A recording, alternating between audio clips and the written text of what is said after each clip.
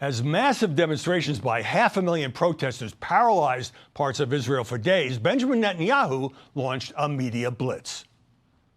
Jerusalem Post is reporting that you're 90% there in negotiations with Hamas towards a ceasefire deal. Would you say that's accurate? No, it's exactly inaccurate. But now, to go and make concessions after these murders, it's a license to kill hostages. That's what Hamas will understand. Kill hostages, get concessions.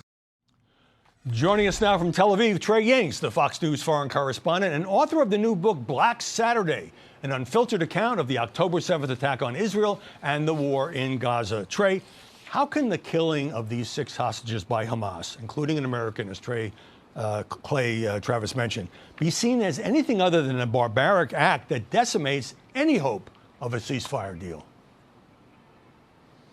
Well, Howie, that's exactly right. It was a barbaric act, the execution of these 6 hostages in Hamas captivity. They'd been in Gaza since the October 7th massacre. And look, this really changed the level of pressure on these negotiations, and it has changed the Israeli psyche about what to do and when.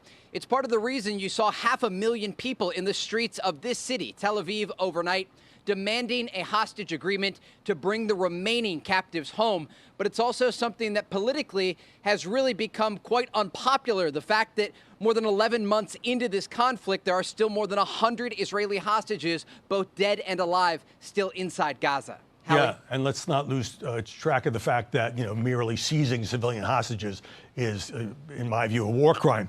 But a lot of protesting Israelis, and you know this, say that Bibi, whose indictment is on hold while he's in office, cares more about saving his own political career than making a deal to save the remaining hostages who are alive.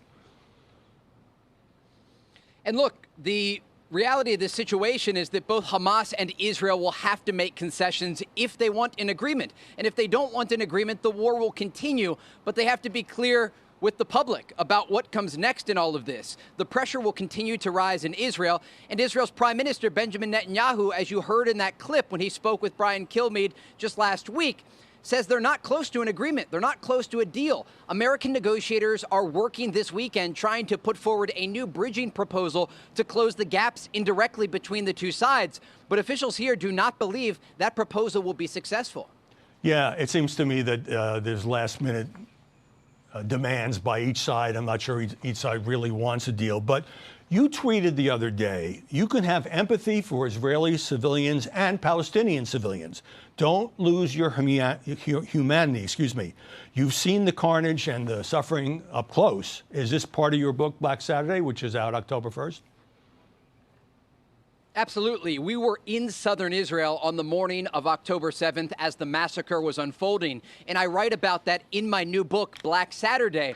But I also go deeper into the story, speaking with the people directly affected by this war. I interview hostages who were dragged into Gaza on that fateful morning and later released as part of the November ceasefire agreement. I also interview Palestinian civilians who give a new perspective about what the war was like inside Gaza. And the intersection of these stories is fascinating. There's one moment where you hear about a hospital in Gaza's second largest city of Khan Yunis.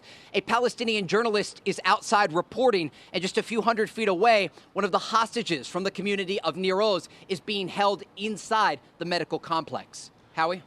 And we have about a minute. That kind of detail and talking to people on all sides, what's been the impact on you? I mean, you've seen this up close as much as any journalist on the planet. I talk about this in Black Saturday as well. It has been incredibly difficult to witness this. We saw people die in front of our eyes on the morning of October 7th. And then we have reported on this war from southern Israel, but also inside Gaza. I was inside the Strip 5 separate times with the Israeli military. And in Black Saturday, I speak not only with Israeli officials, including the Defense Minister Yoav Gallant, but also senior Hamas officials to get a real understanding of the impact on the populations of both Israel and Gaza. Personally, we're focused on the mission to continue telling this story on the ground as Israel approaches the one-year anniversary of that deadly massacre. All right, Trey Yingst, to look forward to reading the book.